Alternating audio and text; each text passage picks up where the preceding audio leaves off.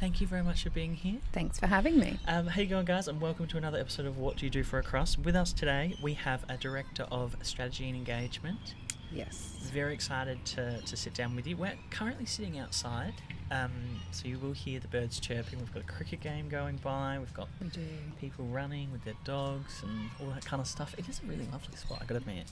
Beautiful to be out in nature. It is. And we've got some coffee as well. Normally I try and butter up some guests with like wine and that, but it is the morning, so not appropriate. It's a bit too early. Although we could have done mimosas, actually. I do. I'm getting around mimosas. I'm not a big bubbles person, but I've definitely getting around Next time. Next time. All right. After barter for more wine next time. As we do in good fashion, we'll get started with our Fast Five. So pros and cons of being a director of strategy engagement. Yeah. Wow. I mean, I love what I do. So that's probably the biggest pro, is find something you enjoy the most and be great at it. Cons is, it's pretty demanding. Yes. You need good boundaries, good balance. It's probably a career pathway you choose. So it's not something that you fall into. And I guess if you're going to choose it, make sure you love it. So that's probably how I would summarise it. That's very fair. How did you get into it if we talk about pathways? Yeah, so interesting. Look, I studied as an adult learner. So when I left school, I didn't know what I wanted to do, which pathway to take. So I decided to seek out some full-time employment in corporate sector. And once I had learned what it was all about in the corporate life, it was good fun. I really enjoyed it. And I started entry level and worked my way up from there. We love hearing those stories on this podcast, I got to admit, because I think the skilled knowledge, people management, all those kind of things, just the sheer knowledge that you learn across that pathway is invaluable. And it's like we just love it's not an underdog, but we just love I started from the bottom and worked my way up, and now I'm at the top, and it just gives you a good wholesome feel. It does. It also lets you see, think and feel things that your colleagues feel or the people around you feel. So you see the journey from beginning to end. I'm very much a process systems thinker. Yeah. So I like to think about impact from beginning to end. And I think that's been my whole career pathway, has been, how do you can't be a subject matter expert in everything, but what you can do is learn continuously and connect at all different levels. And so from a career perspective, starting out entry-level admin, you found what works and what didn't. I really do appreciate your humility there, but then also I think coming from the bottom to the top, there's a lot of respect that comes from there. Like, it's not an easy journey. I can imagine the amount of hurdles you've had to overcome, but also just in navigating life in general, paired with that, then to get to quite a successful role is, it's impressive. Yeah, thank you. I think it also helps me appreciate the people around me. I was one of those people. So, I guess the role of an executive extends to the support around them. And for me, it's been about the value of the administrative support around me to enable me to be the best I can be as a leader. You're very humble. It's a very great leadership response, I gotta admit, but very much, very humble, which is a lovely attribute. Thank you. Speaking of attributes, key attributes for a director in strategy engagement. Yeah. What should someone be good at? Yeah, I think, knowing people is really important. Knowing what drives people, knowing what motivates, also knowing how people respond under pressure is really, really important. And those skills can't be taught overnight. They are skills that are learned along the way, that you continue to learn, I think, as a leader, irrespective of whether you're in the director role or not. I think very much having connection to purpose is probably where I'd also go. And just, I think, I don't know, maybe reframe. If I was going to think about a con, is that where we're at? Yeah. Yeah, that's fine. I would say that bringing everyone together is not as easy as it is made out to be. And so, as I said, you need to understand what motivates people, but also, what their non-negotiables are.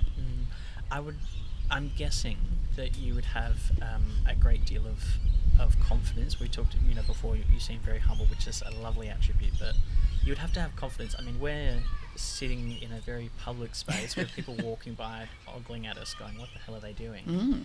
You come across as confident. Yeah, thank you. I think confidence is a really important key attribute. I think there's a difference between being overconfident and walking into a room and being present. So a former leader of mine gave me some really great advice, which I continue to remind myself of actually, was that, when you walk into a room, people know you're there. And I went, and I spend a lot of time reflecting on that because, we have imposter thoughts, we have a lot of, feelings around whether or not we deserve to even be in that room, let alone could we contribute something of value. Someone got a wicket. Someone got a wicket. It's very important. For those cricket fans out there. Oh, look out. They're very happy. I think they're agreeing that confidence is key. Confidence is key. Look, I still get sweaty palms. I still stutter a little. I still get a shaky voice when I'm in an environment that is unfamiliar. So, yeah, it's not an act. And I think part of the confidence is being authentic and true to feeling that. And so, I do recall doing a leadership program once actually where there was this moment of grab your wrist.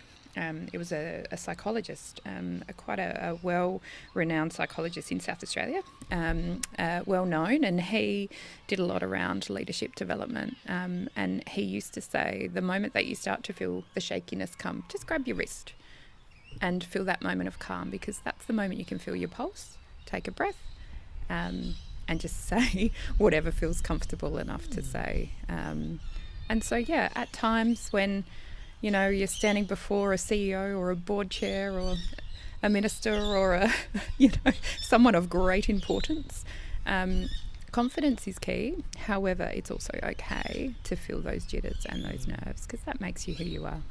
I mean, what great advice, my God. I know. I know. That's a good tip for the listeners as well. I really appreciate that technique, I guess, or that method, because it's very interesting. We had a guest recently who's an absolute guru of community services and is engaged with CEOs and board directors and all those kind of things. And without me being crass, her mentality was everyone poos, which I think was a bit obviously very comical. But I interviewed a CEO last week, and we have an episode releasing soon for a CEO, and it was very intimidating. And she was lovely, don't get me wrong. I did have the sweaty palms and the nerves. You're sitting across the table from a CEO, you're asking them, I'm even a bit nervous now sitting across from a director, because you're sitting next to someone of high stature that has, an impressive role, has experience, knowledge that, you hope to aspire to one day. It's intimidating. Even if they're not intimidating, like you yourself are really lovely and you're not intimidating, but a little bit intimidating. And it's okay to feel it, right? And I think that's the trait of confidence that you seek to build in yourself and in others. Certainly as a leader, I see the people around me with the shaky voice and the nerves and the stuttering moments, and I think, what can I do for them to help them be able to just get through this moment. I mean, I think particularly in my experience, I have seen particularly a lot of senior executives, often men. I don't intend to stereotype, but they will have a tall poppy syndrome, or they will have that arrogance, I guess, that comes across, and then that does instinctively make you quite uncomfortable with what's going on. Anyway, the imposter syndrome is an interesting one, because I think we all feel that from time to time. Absolutely. Yeah, which is very interesting. Growth opportunities. Where's next? Yeah, good question. So as I said, I have re-engaged learning as an adult and completed a postgraduate degree, Masters of Business Administration. That has been my life outside of work. So whilst working full time, that's been wild, and whilst being a parent and a wife and a functioning adult, perhaps sometimes non-functioning. We do have coffee in our hand right now, so absolutely. So for me, I had a bit of a commitment to myself for self-growth over the last 3 years, and that has been very much a part of completing that postgraduate degree. But also, positioning myself for where I'd like to be from a career perspective. So I guess I could see where I wanted to go, but I wasn't quite sure of the path to get there. Okay. And as a naturally strategic leader person, I'm happy to maintain the vision as long as I can take small steps to feel like I'm progressing.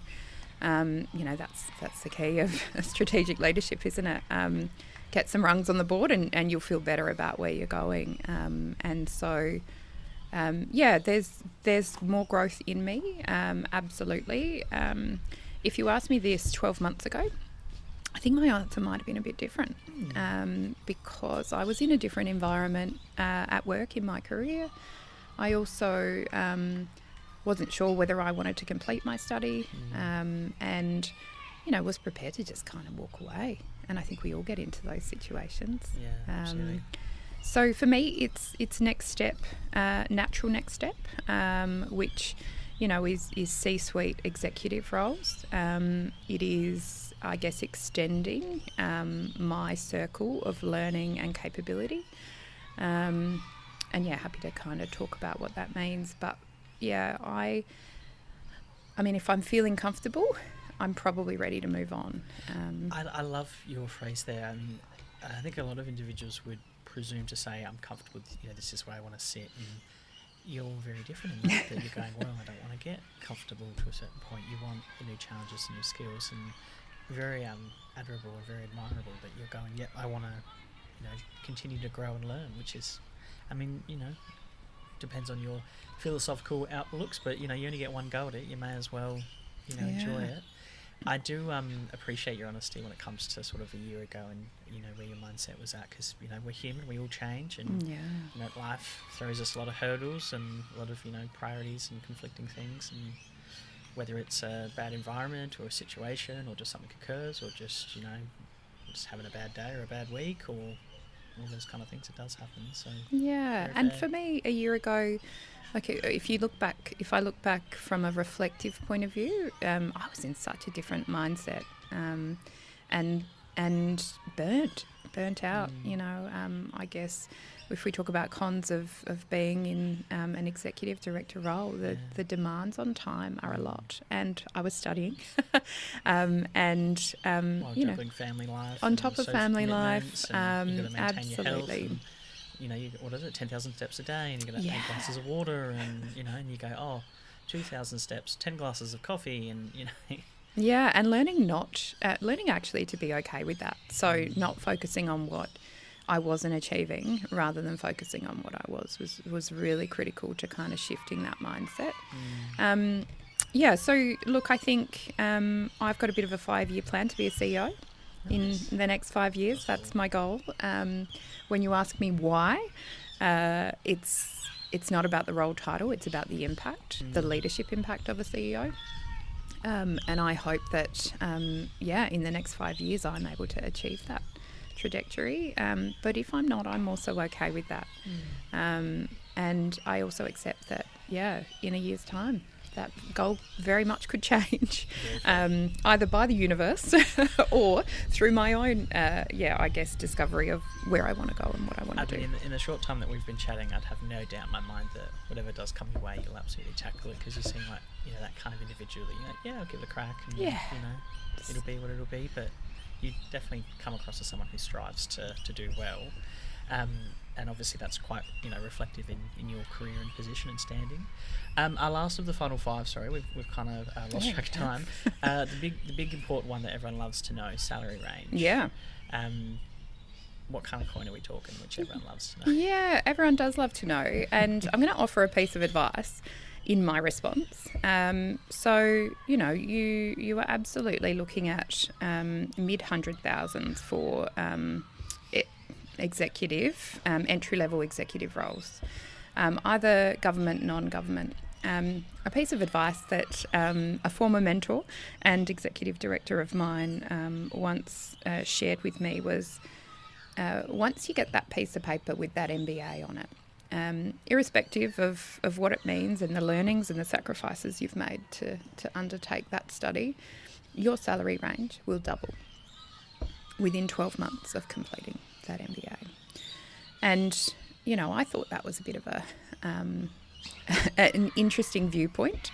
It's actually one of the selling points of studying an MBA is that, we aim to double your salary once you've completed your postgrad degree. Now, yeah, I look forward to that moment, whether I'm money driven or not.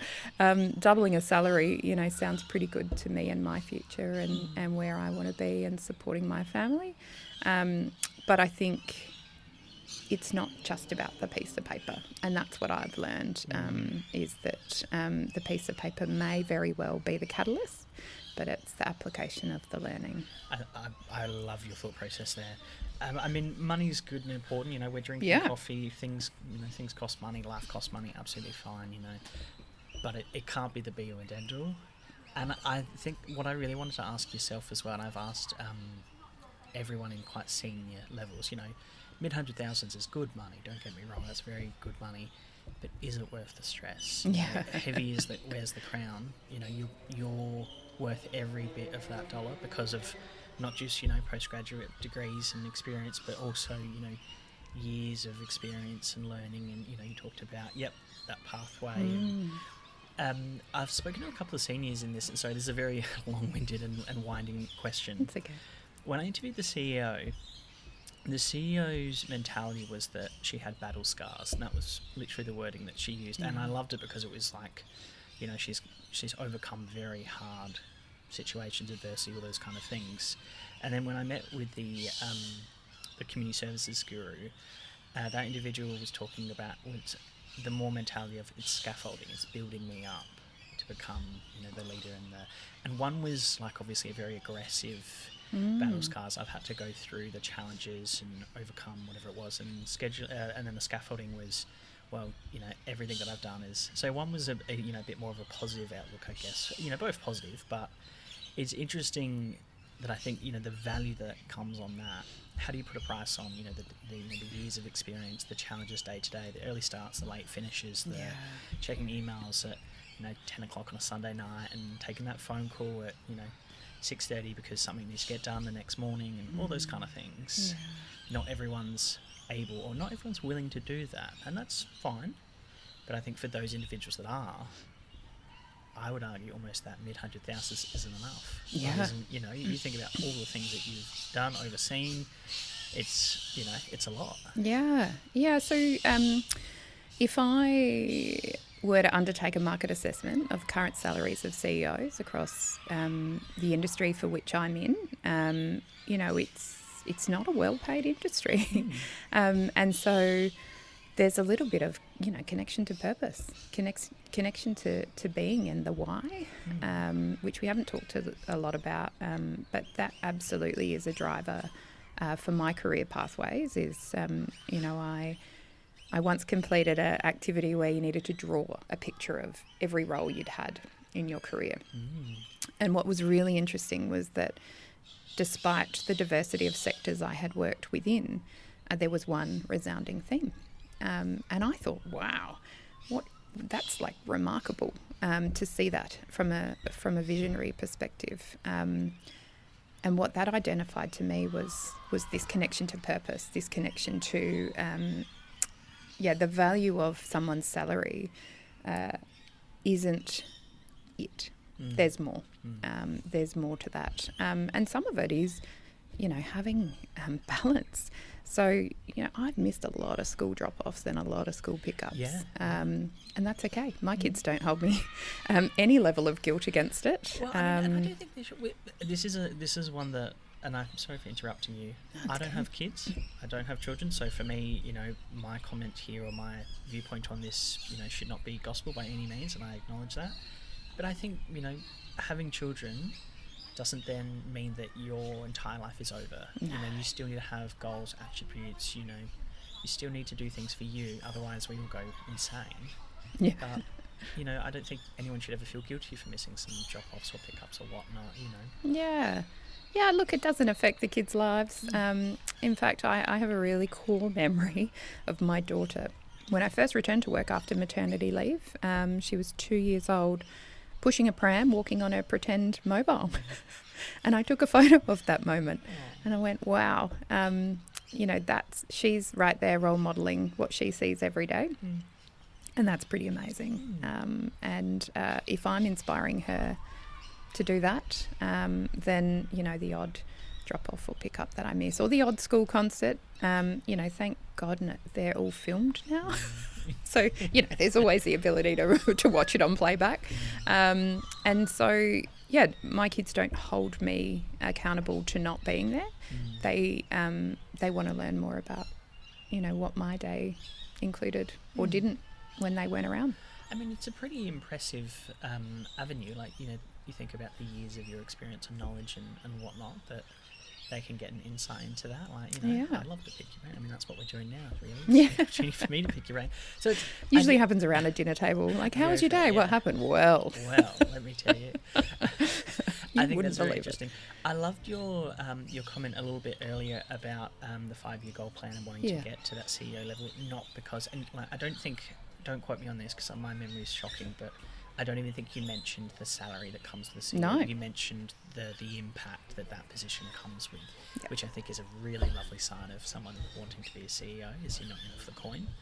But I don't think it's the kind of career path that someone, the example I'm trying to make is, it's not, I don't think it's worth the years of experience and challenge that you've had to do day to day.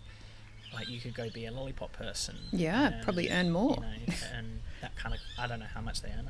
If someone's listening and they're a lollipop person, we'd love to get them on. But, Tell us. You could sit, whether they stand there for 8 hours a day. Yeah. Where's the job satisfaction or fulfillment there? And I'm not knocking that job by any means, but, it sounds like your avenue is not for the coin, it's for the impact that you have, which is fantastic. Yeah, it's come a long way, and I think that hasn't always been the case. We're driven by the environments for which we're raised and we live 100%. And what's around us. Oh, the wind's picking up. And so, for me, it's part of growth and learning and understanding impact. And I used to get really frustrated when people would ask me, what do you want to do next? What's your next job? Because I actually don't have an answer to that. I have a goal, a 5-year goal, and I think that's pretty good. And I accept that can change. I think that's better than most. I've interviewed obviously a fair few people on this podcast, and not a lot of individuals talk about a 5-year goal or a 10-year goal, even a 1-year goal. I think a lot of us do tend to sort of go, I'll just see what the universe gives us, or I'll just stick with the status quo and go from there. And I don't think similar. I think you had some really great qualities there of wanting to continually learn and develop. And not a lot of individuals do have that sometimes. So fascinating. I'm curious to get a little bit more into sort of leadership and strategy and engagement. I'd love to pick your brain, particularly about how you've mitigated risk, how you've built rapport. Like strategy engagement is such a wide variety of topics and projects that can cover under that. And you could argue it's involved in every project or every work, career, sector, organisation. What specifically about strategy engagement has appealed to you? It's a really interesting question. I think for me, the strategy sets the vision. The engagement is the pathway to get there. Okay. Your strategy is of no value if the people around you are not walking toward it. Mm. And so you learn that pretty quickly in the environments for which I have worked within. And yeah, where we really need to, I guess, focus our attention is on, it's not about one person delivering a finished product. It's about all of us working toward the same product pathway commitment. And the engagement piece is about how you bring everyone along the way. And it's hard. If we talk about, how do you engage with people to get them on that pathway? That's probably what I love the most about transformation and change. And I think that's what I love about my job, is that there isn't one answer, because there's not one individual that is the same as another. Know your team, know the people around you, understand their purpose, and also let them tell you why they want to be there. Another wicket? I don't think so. Umpire deliberation. No. If we talk about managing pressure, umpires. Wow. Yeah, you've got a whole team trying to convince you to make a decision. Sounds like a director role, actually. It does, all the people working against you. No, I think I'm really lucky in the environment that I'm in, and maybe this is connected to the to why the last 12 months have been different to the ones prior. Is that they're very much the people around you are. If you're a people leader, for which I am, they drive your why. And if they're connected to you and your vision and the vision of your organisation, you're going to get there. It may take a little bit longer than what you first thought. But again, rungs on the board, achievement, celebrating success, all those really important factors. That's absolutely the engagement piece of the strategy and engagement portfolio. There's also an element of governance. I think maybe at the beginning of the chat, I talked about being a systems thinker and loving a process from start to end. That also, appeals to me when you're setting strategic direction or vision. We know that there's a start of every process, and we know there's an end.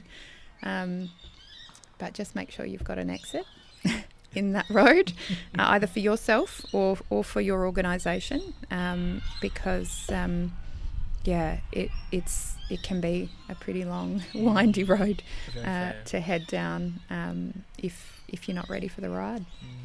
I think you're almost one step ahead of me. Well, you are definitely one step ahead of me. I was going to ask you, if I'm a new leader, maybe not executive level, but say if I've just come into a project coordinator, a team leader, supervisor, something like that, and I am feeling a bit of imposter syndrome or something like that, what's some advice you'd give me? Tell me 3 things you know about your staff. Oh, I like it. So that's the first question I'd ask you. Nice.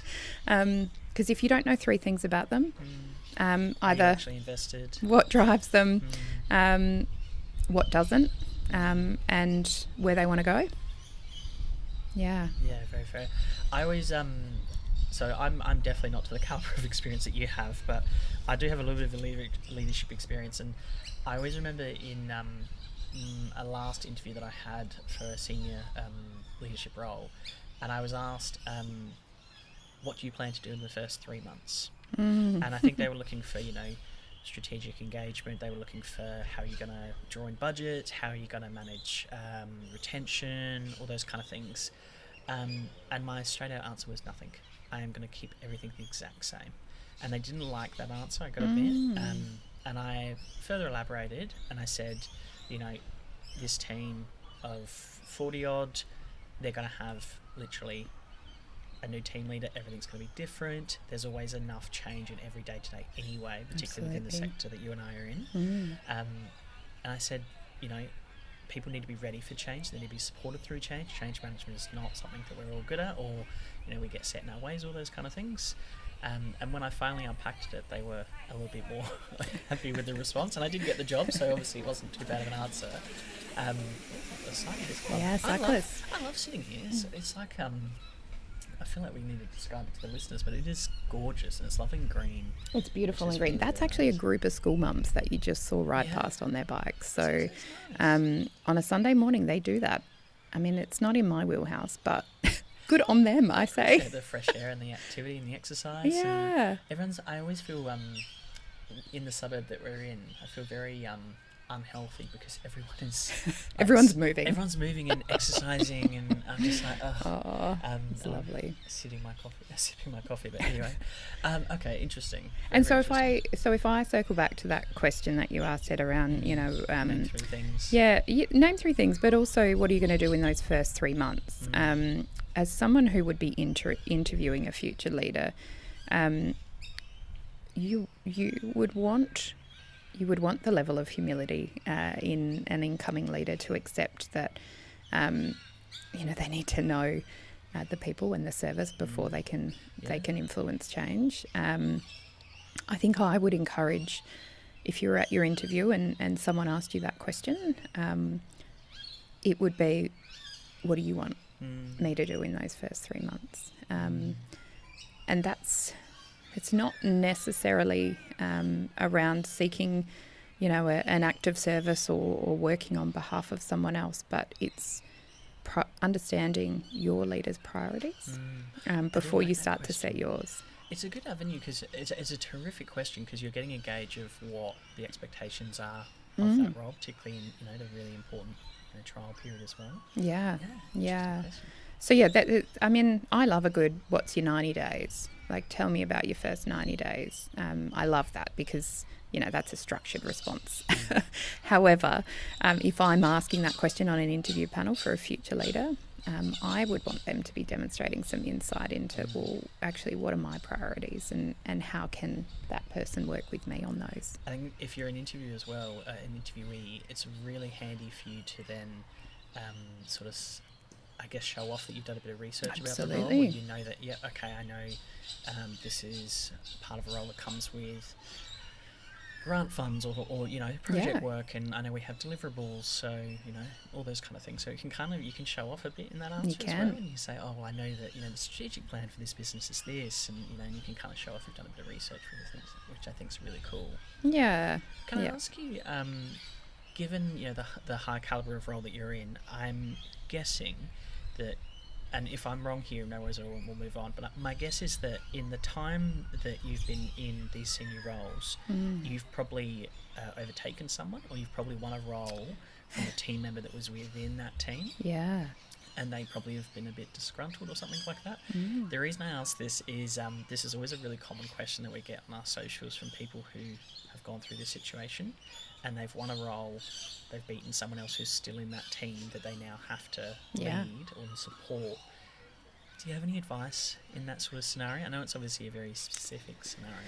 Well, it is very specific, but I feel like it's a pathway almost every leader has absolutely been through. Look, you can't get it right is probably my first piece of advice. And depending on the level at which you go from colleague to leader, I hate to talk hierarchy, but it does impact. So understanding that hierarchical change is really important. Well, it can change the mentality of the team. Absolutely, and the dynamic. It's pretty remarkable. You don't want someone bad mouthing you behind your back to the rest of the team. Yeah. It's about, for me, I think a really great approach is open with a clearing conversation.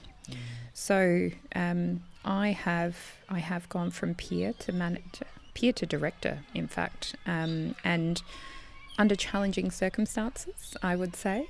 And in that environment, my approach was that I wasn't going to be a dictator leader, so I needed to pivot my leadership style in not that I am a dictator leader. I should probably clarify that. Very fair. You don't come across that by that. Thank you. But certainly I'm firm. I am firm, and I'm okay to have. You have to be, I'm assuming, in your role. Yeah, courageous conversations. I think is probably how I would pitch it. I think there's an element of bravery.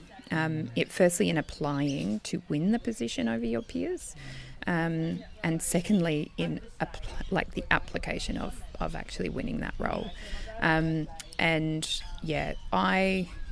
began that in that situation, that scenario, with a clearing conversation with every staff member, just outlining, hey, how do you think this is going to work moving forward? What do you need from me, and what do I need from you? And almost putting it to them before I came in with some ideas from my end. I guess your peers really well when you're promoted within, so what makes them tick. And so you can pivot your conversation to be one that is purposeful. That would be my advice. It is, great advice. Yeah. And I'm guessing that it's a very hard situation to go through because it changes the relationship dynamics of colleagues. Definitely.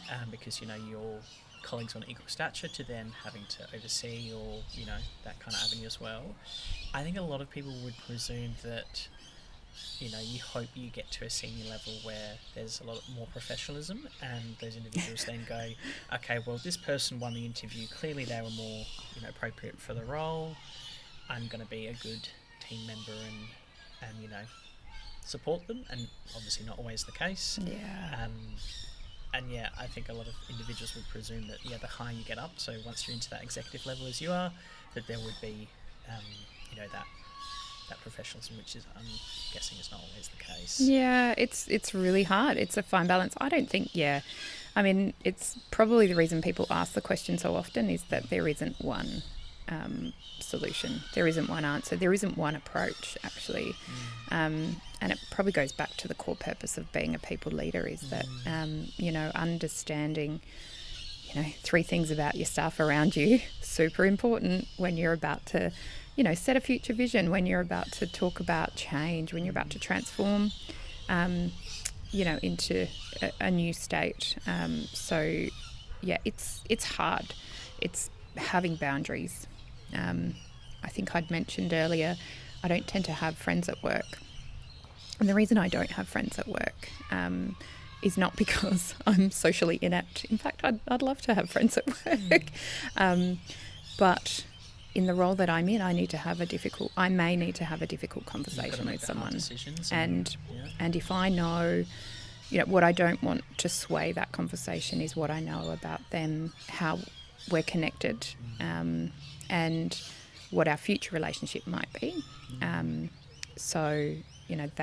That's kind of my boundary and my border, and I don't let that sway in any way.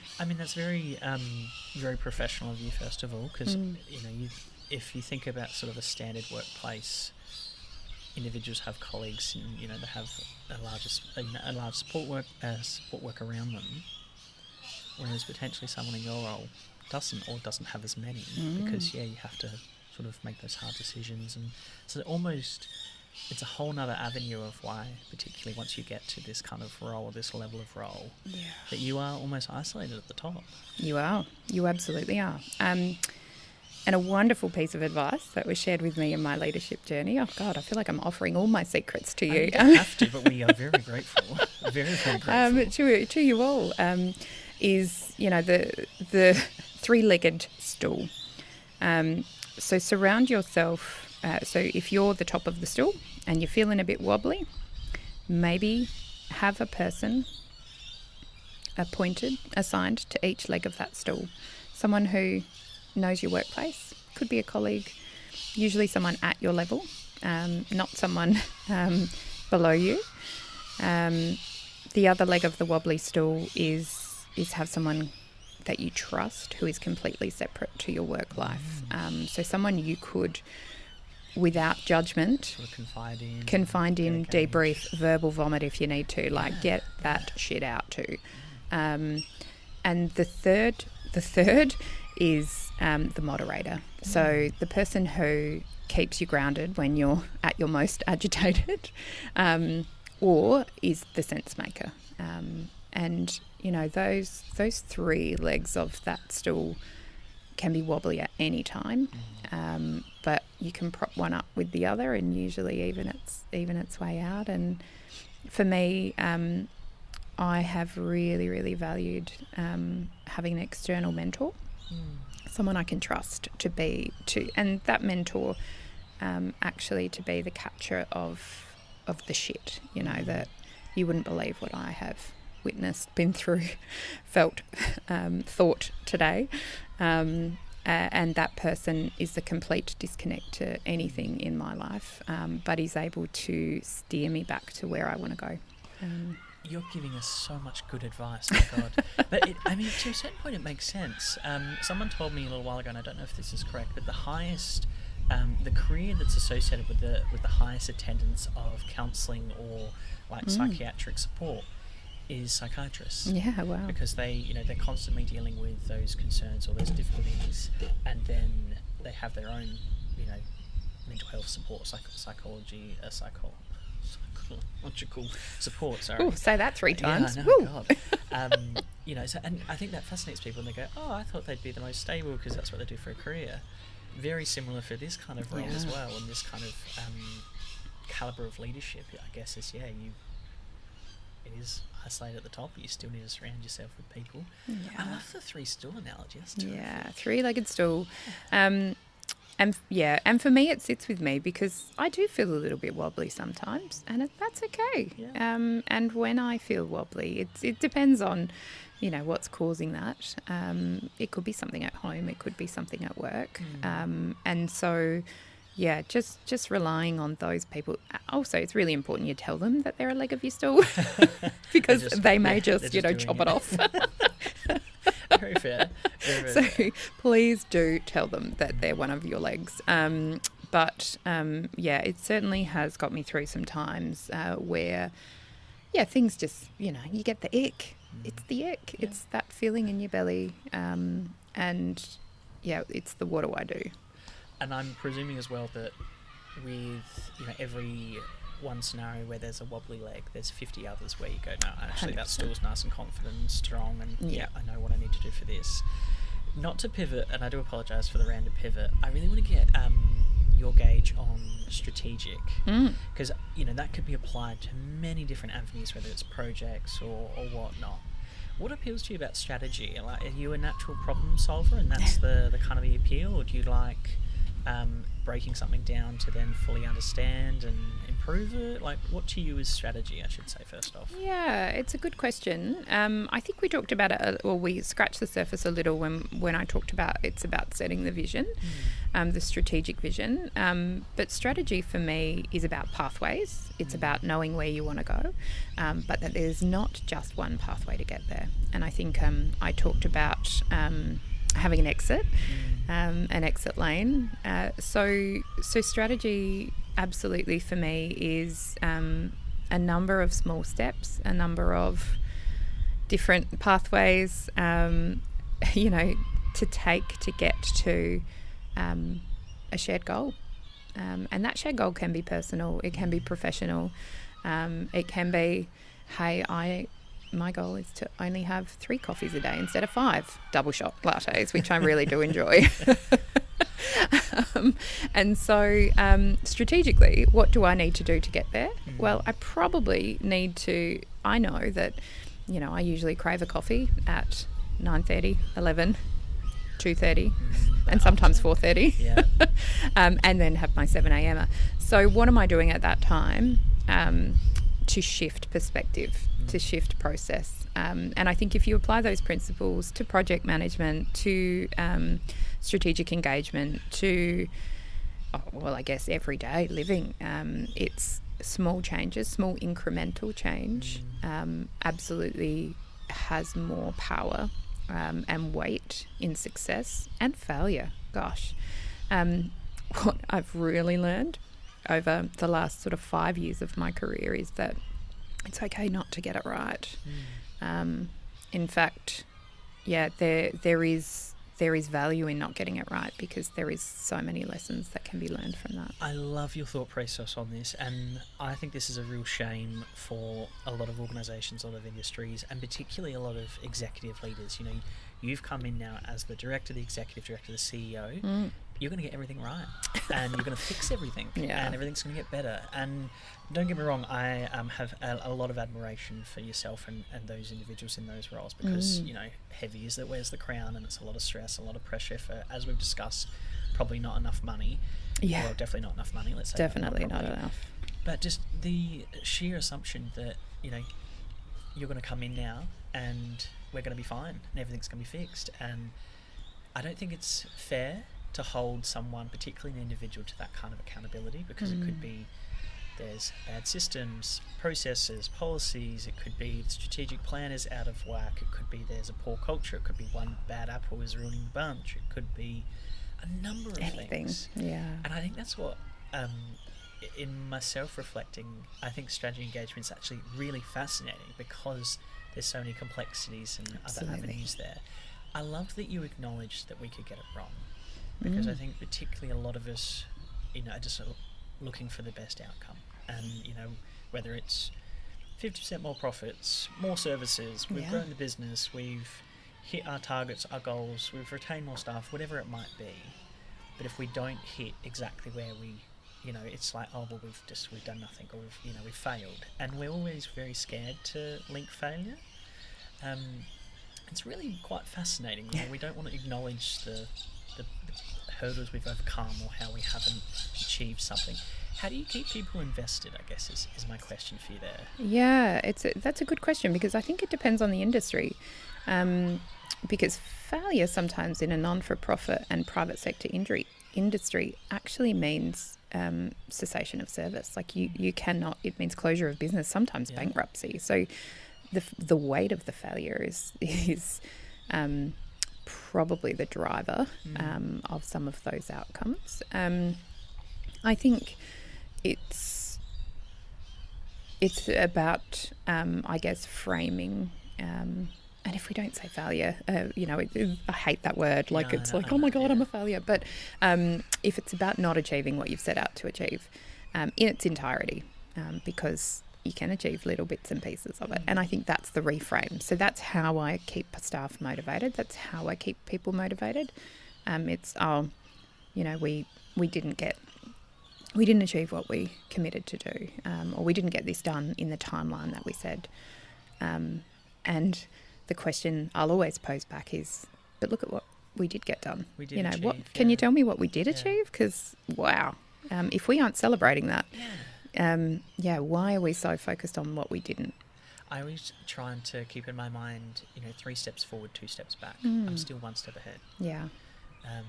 Progress is progress. You know, even if you've sidestepped, you've learned a different outcome, a different pathway, you've learned a different process. Like, you've got to look at those. I get this quite a lot in my personal life, where a lot of people have gone, oh, you quit your trade, you've completely changed sectors, what a waste of time. And I really don't look at it like that. Wow. I think of, you know, the aspect of, I learned self-assurance, I learned confidence, I learned how to problem solve, I learned how to work autonomously, I learned how to, you know, think outside the box. I mean, it made me who I am today, and I like who I am, so, you know, that's the intention, I guess, of this ultimate goal. But we are very scared of talking of those negative avenues, I guess, and it's very tricky. Speaking of negative avenues, I want to get your gauge on this, because this can be really tricky, and I find that negative feedback is a real burden that falls on senior level leadership, such as yourself. Yeah.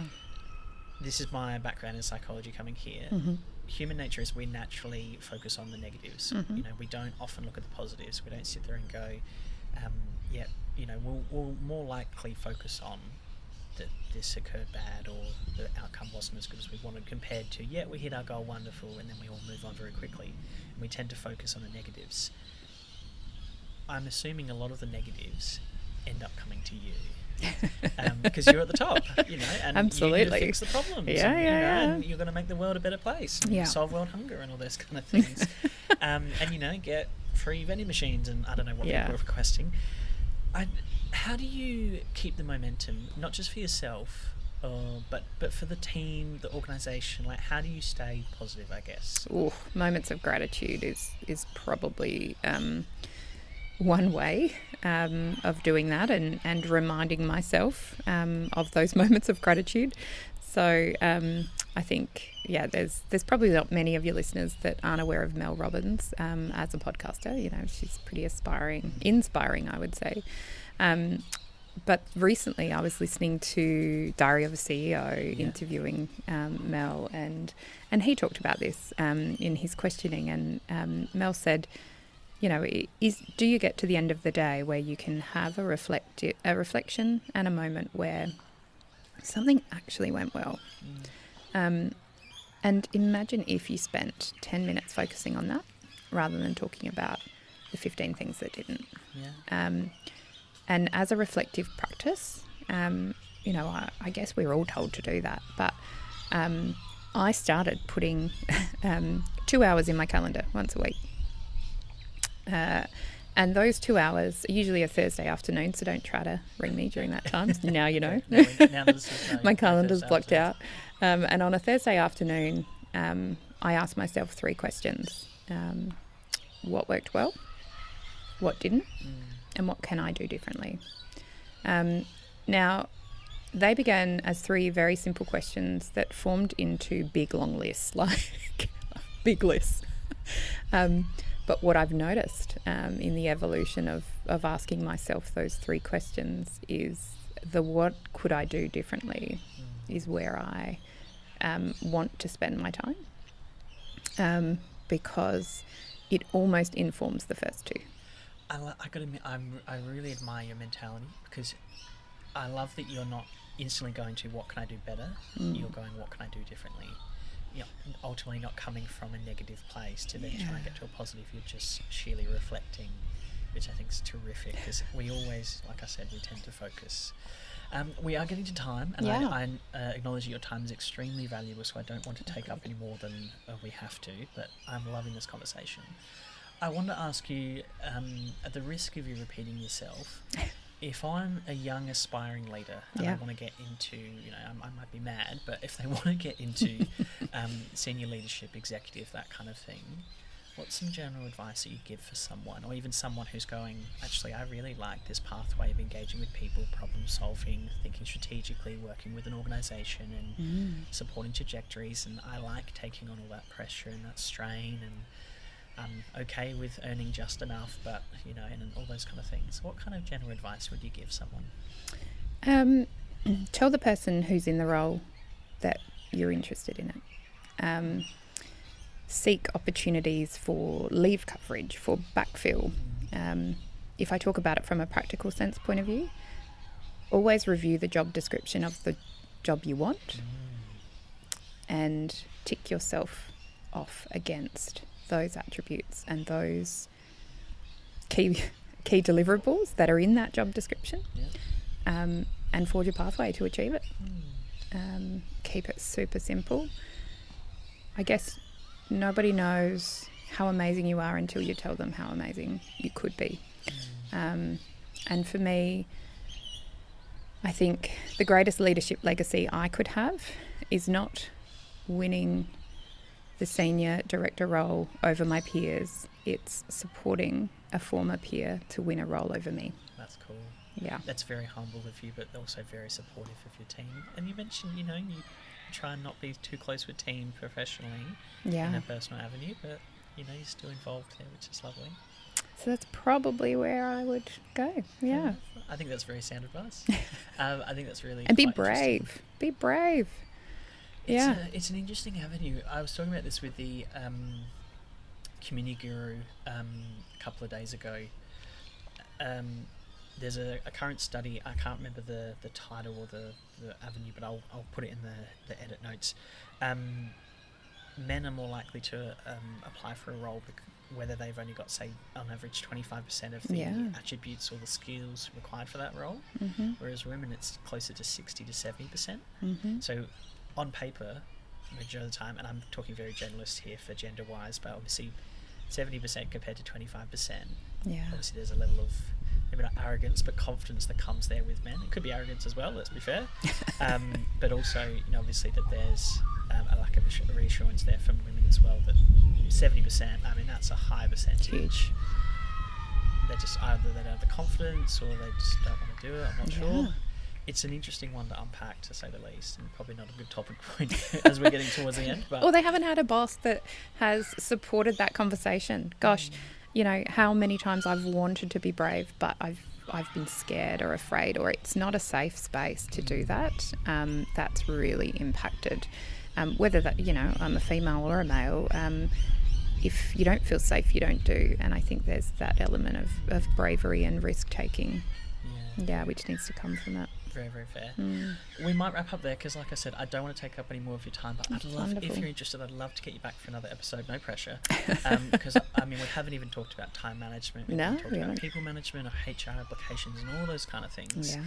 The coverage of what you would have and, your years of experience, I would love to learn, because I think, like we said, that can't be taught. It has to be earned, which is incredibly valuable. Thank you for having me. It's Thank been you very much for wonderful having amongst the birds, amongst the cricket. We've seen a few wickets, which is really important. And I got a few dog pats. So a successful morning all round. Thank you. Thank you so much. No. Really appreciate it. All good.